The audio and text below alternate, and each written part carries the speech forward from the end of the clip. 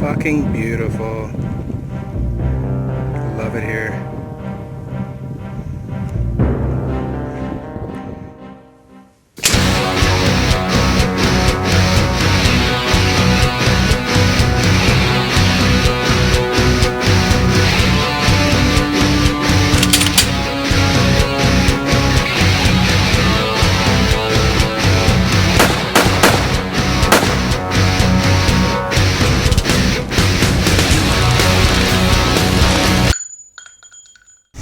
Howdy YouTube, welcome to another episode of Ravenous Tactical Living. I'm Eddie and I'm driving out to my gun range right now to show you guys my new 308 battle rifle, a PTR-91, a clone of the HK91s that I recently bought from Suarez International, aka One Source Tactical, Gabe Suarez's company.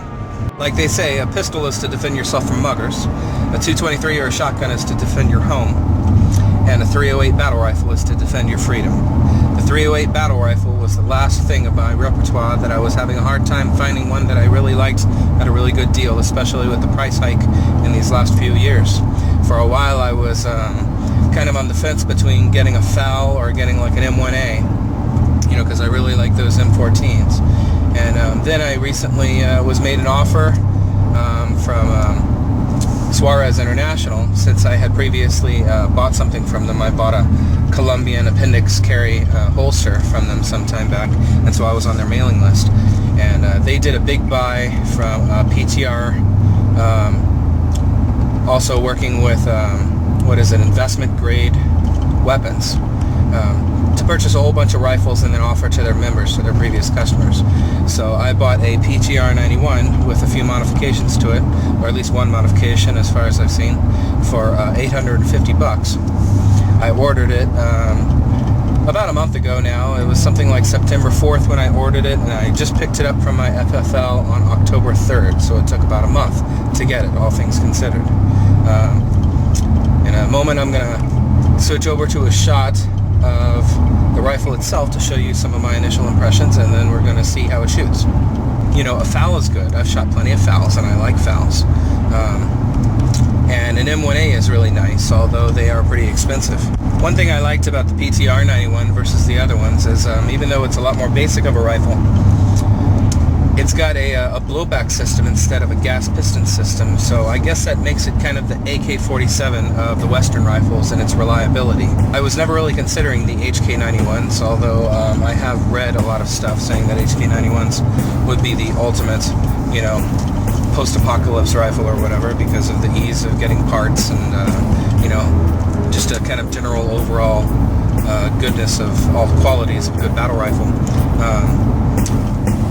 And when I looked into the PTR-91, it looks like PTR basically bought the blueprint licensing for the HK91 some years back, and so they've been making their own basically HK91 clones in America and selling them as PTR-91s, which I had never heard of up until this offer. While I was waiting for my rifle, I did find somewhere where I was able to get my hands on an actual HK91 to check it out because it looked very similar. And an HK91 is very heavy. I was very pleasantly surprised to see that my new PTR-91 was nowhere near as heavy as that HK91, the used one that I handled at a sporting goods store that was like on sale for like 3,000 bucks. Here we are at the range. Here is the case that the gun came with. Came with a hard case, just a cheap little hard case. Here's the tag from PTR. This is a PTR-91 G.I edition. 18-inch barrel. It's got a mount welded onto it. 1, 2, 3, and we've got a broken clip. Came with a broken clip. Okay. So there's some magazines. It did not come with the magazines. Here is the rifle. A few things I've noticed about this immediately is there's kind of a funny finish to this green furniture. Let's see if we can focus. You see how it kind of looks like the paint was peeling, or the paint's got kind of a weird finish to it, like they didn't put much prep work into it maybe, or like they just kind of slathered some green paint on top of a pre-existing handguard that was peeling and worn out. It's okay, but it's not very pretty cosmetically. One thing I noticed about the PTR-91 is it's got this really short stock. So, very noticeable when I put it to my shoulder. I'm going to have to see if I can find some sort of, butt plate, some sort of pad or something that I could put on there to make it a little bit longer. There's the broken clip.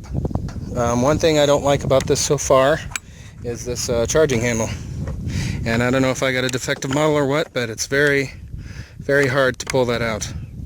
Sometimes it comes out real easy, like that. And it might have something to do with it unlocking something on the inner mechanism. I'm not too familiar with this gun yet. But if the gun is not cycled, if it's not as if there's something inside the chamber, it's really hard sometimes to pull that back. It seems to be catching on something. So just a little trick that I'm going to have to learn, that I have to get used to. So that's it so far.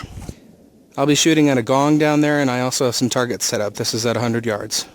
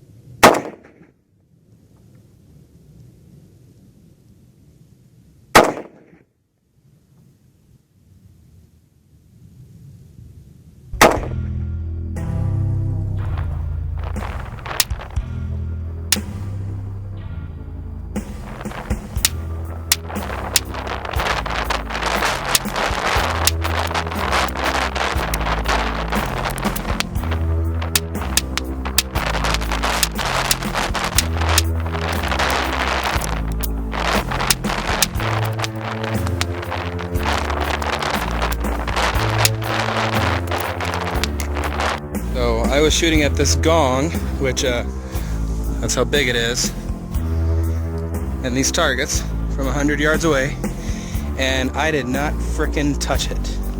Either one of them. Looks like coming from the factory, coming from PTR, then to investment grade Firearms, then to One Source Tactical. These sights must be way off, or I'm missing something. I've now moved the targets over to 50 yards to see if I could even just put something on the paper or hit the gong. One thing interesting I want to point out is that I've noticed so far, when this weapon runs out of rounds, there's no indicator at all.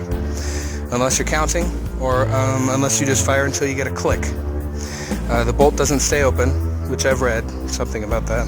The bolt does not stay open, and I find that if I try, pulling this back just a little bit to peek in there to see if there's any rounds left in there, I find that if there is a round, the extractor is pulling that round out while you're looking at it, and then when you try to close it again, it doesn't close all the way.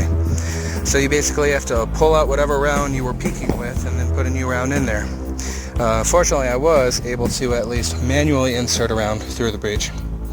And so it did do that, but it's looking like this gun is very basic and lacking some very basic amenities that I've gotten used to rifles just having, taking for granted. So I don't know if that's going to work for me. Something I noticed about these, so far, these are the aluminum magazines. This is the steel magazine. They're super, super cheap. You can get these on Midway for like $3.95, and these are like $5.95. These were a little more finicky when I was loading these. This, not so much. I was able to just pop the rounds right in there, and it was a lot more solid. I haven't shot the steel one yet. Okay, let's continue.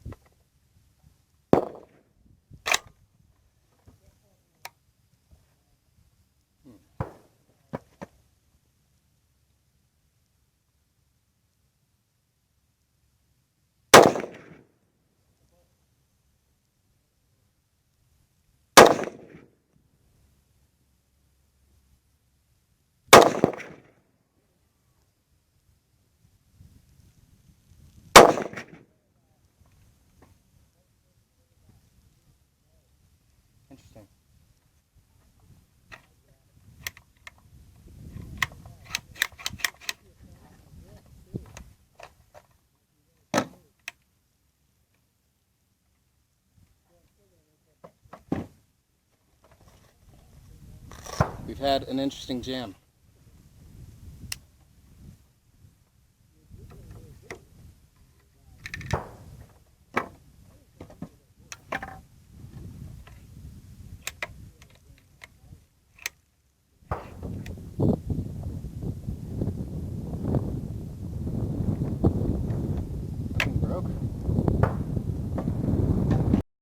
Okay, so something broke. I had a jam just now. This round, which by the way, look at the interesting flutings on that. If I can get it to, yeah, check that out. That's interesting. The bolt got stuck back there and the round was still attached to it. The charging handle here, the charging handle is moving. It's not attached to anything. So something having to do with the recoil spring maybe? I don't know. But looks like this gun is down for the day. I'm gonna have to see if I can diagnose what that is. Maybe I got a faulty model. So far, the two shots that I did do at 50 yards, I haven't been able to hit shit. So obviously the sights are way off. Definitely not impressed with the quality control so far. So I'll have to see what I could do with One Source Tactical to send this back to them and have them take a look at it. So that's it for now. A very disappointing video of the PTR-91 from PTR Industries, customized by IGF and sold by Suarez International and One Source Tactical. So I just wanted to put on a little afterthought here. Tonight I did take apart, disassemble, and clean thoroughly and reassemble the rifle. And once I reassembled it, it worked just fine. So I don't know what caused it to happen. I guess looking back on it now that I understand the innards a little better, maybe the bolt somehow got locked too far back, or maybe it had something to do with the rollers. And obviously with the bolt all the way back, compressing the recoil spring, the latch was disengaged. It was just free floating right there. So hopefully that's just a fluke and it's not something that's going to reoccur with the rifle. So I was pretty disappointed with it today, but after putting it back together I felt a little better about the rifle. I did notice that it looks like the rear sights are fairly easy to adjust. You can go left and right. There's also a screw in there that you can adjust the elevation. I suspect that once I get the sights adjusted properly, as long as there's no continual problems with the bolt catching and getting stuck like that, this should probably be a pretty awesome but very basic rifle. A few things I'm a little disappointed with, which I kind of already knew going into it from my research on the rifle. It would be nice if the bolt locked back when the magazine was empty. It's kind of weird not having that. You kind of take that for granted with normal rifles. It'd also be nice if I could look in there and see if there was a round chambered or if the magazine was empty or whatnot without having to throw a round out in order to do so. But otherwise, feel a little better about the rifle, and in the future, after I do some modifications, maybe I'd take another next day at the range. If it's a little better and I can get the sights on order, I will make another video. So, good night for now.